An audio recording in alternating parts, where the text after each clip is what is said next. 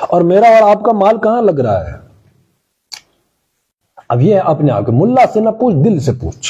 وہی میں کہہ رہا ہوں، مال، وقت اور صلاحیت. میرا مال کا میکسیمم حصہ کہاں جا رہا ہے؟ بس ایسا ہی ہے، مال ہے، گھر ہے، بنا رہا ہے ہر بندہ ایک ایک مکان.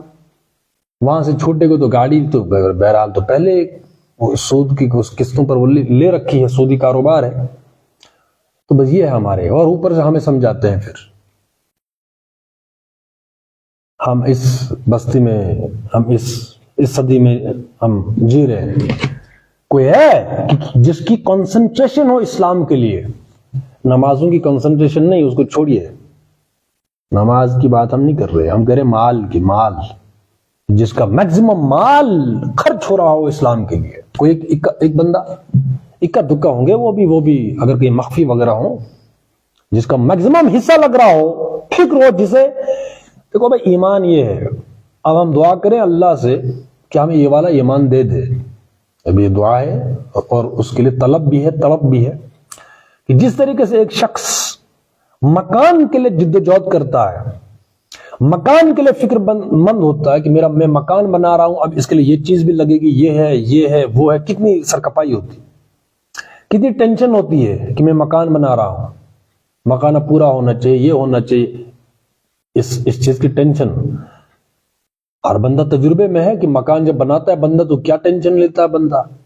جب تک بحثت مسلم ہم اسلام کے بارے میں ایسی ٹینشن نہیں رکھتے تو یہ اس خوش فہمی میں ہم نہ رہیں کہ ہم مومن ہیں، مسلمان ہیں. ہم وہی 2 نمبر منافق ہیں.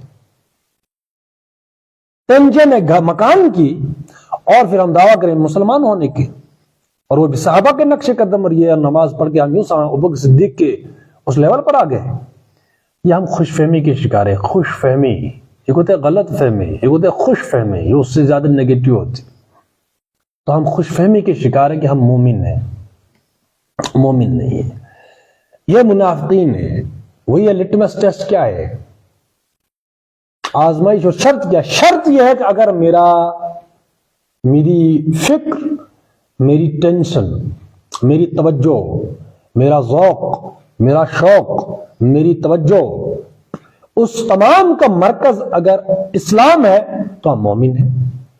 جس طریقے سے میں مثال دی کہ جیسے ایک انسان اپنے گھر کے بارے میں ٹینشن رکھتا ہے کہ میرا گھر کیسے چلنا چاہیے، ایک مکان کیسے بننا چاہیے، وہ والی ٹینشن. اور اتنا ہی پیسہ گھر پہ، مکان پہ. ہر بندہ مکان بنا تو پیسہ کتنا لگتا ہے؟ میکسیمم. بلکہ قرضہ بھی لیتا ہے. میکسیمم کیا ہی بات ہے، قرضہ بھی لیتا ہے، سارا پیسہ پلس قرضہ. تو میجورٹی تو سود لیتی ہے نا. سود کی بنیاد پر مکان لیا، سود کی بنیاد پر اس نے قرض لیا بینک سے. یہ والی ٹینشن جب تک اسلام کے بارے میں نہ ہو تو ہم خوش فہمی کے شکار نہ رہیں کہ ہم مومن ہیں، بلکہ ہم کیا ہیں؟ ہم جو پورا قرآن پڑھا اس کا لب لباب یہی ہے، وہ ہم منافق ہیں. اس لیے کوشش کریں، دیکھیں بھائی بالآخر مرنا ہے، مکان یہیں رہ جانا ہے. اور ہم ٹینشن نہ رکھیں بچوں کی کہ بچوں کے لیے میں یہ بنا رہا ہوں. جو دنیا میں آیا ہے نا، وہ اپنا رزق ساتھ لایا ہے، وہ خود کرے گا. میں کس لیے آیا ہوں دنیا میں؟ اپنی فکر کروں. ہر انڈیویجول کا وجود الگ الگ ہے. باپ کا وجود الگ ہے، بیٹے کا الگ ہے، بیٹی کا الگ ہے، بیوی کا الگ ہے، اپنی اپنی خبر ہے. کیا ہم نے یہ آیتیں نہیں پڑھی کہ وہاں جو ہے باپ بیٹے سے بھاگے گا، بیٹی باپ سے، بیٹا، یہ پورے رشتہ دار جو بھی ہوتے ہیں بھاگیں گے؟ یہ قرآن ہے. تو جب ایسی حالت ہے تو میں اپنی آخرت بیٹے کے لیے خراب کیوں کروں؟ ہاں، ذمہ داری جتنی ہے، ذمہ داری وہ ہم نبھاتے چلے جائیں، تربیت کریں، لیکن ہم برباد نہ کریں اپنی آخرت کو. مرنا ہے نا.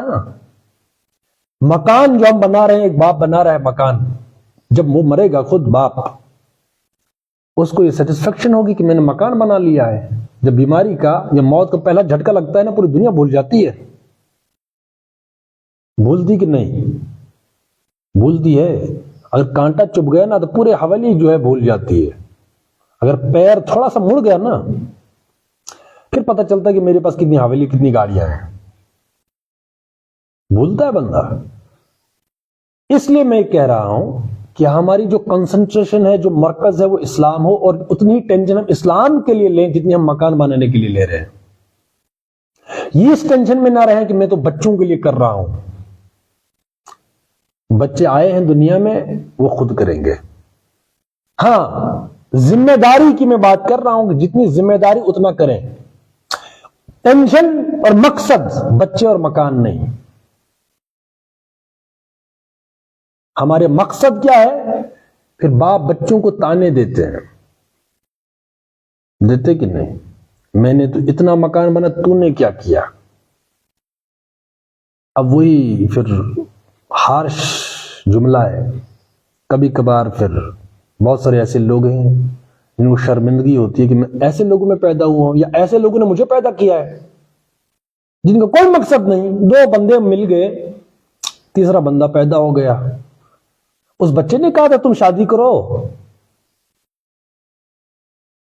بچے کہہ رہے ہیں 2 بندے شادی کرتے اپنی مرضی سے، بعد میں بچے پیدا ہوئے اور ان کو تانے دیں گے تم نے کیا کہ تمہاری ذمہ داری، باپ تم ہو، والدین تم ہو، تم تربیت کرو، اخراجات اٹھاؤ. کس نے بولا تھا شادی کرنے کو؟ جتاتے ہیں کہ ہم ماں باپ ہیں.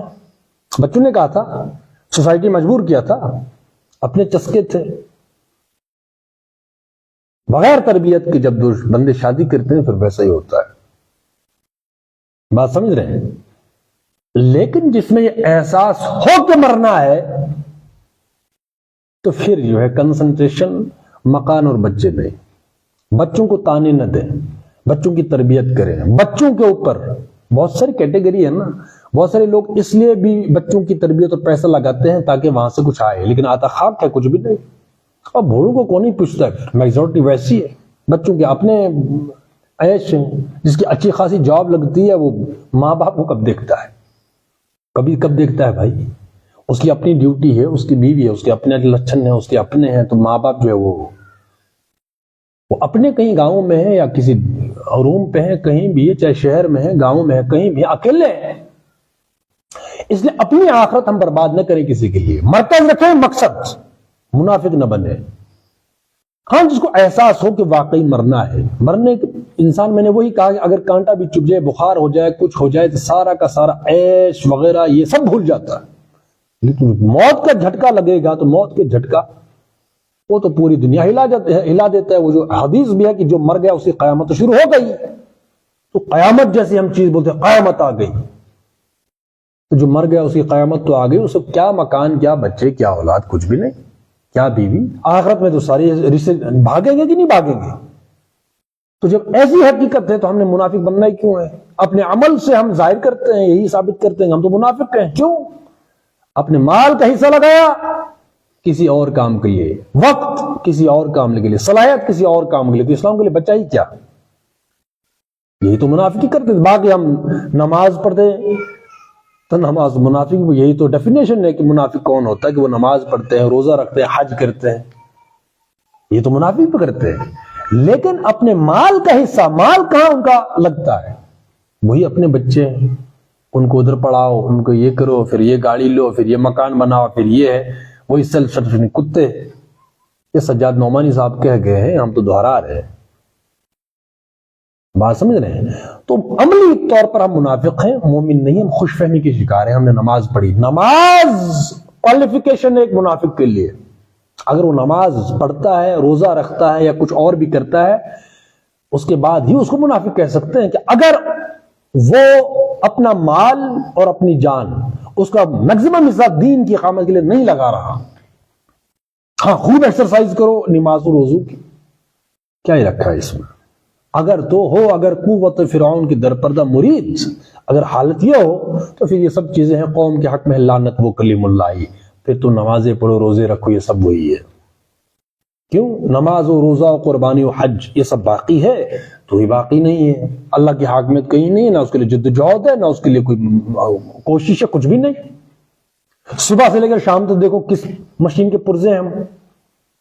یہ ٹس مسنو تو اسلام مذہب نہیں ہے. جا بیٹھ کسی غار میں اللہ کو کر یاد ہو رہا کر. جس نبوت میں نہیں قوت و شوکت کا پیام، وہ نبوت ہے مسلمان کے لیے برگ حشیش. اب یہ لینن نے بھی کہا تھا نا، یہ برگ حشیش ہے، افیم ہے، افیون ہے، ٹھیک ہے، پلاؤ دھت رہو. تو اسلام تھوڑی ہے. اس لیے ہم قرآن پڑھیں اور کچھ اثر لیں کہ قرآن چاہتا کیا ہے. بالآخر مرنا ہے تو جان اور مال کا میکزیمم حصہ لگنا چاہیے دین کی اقامت پر.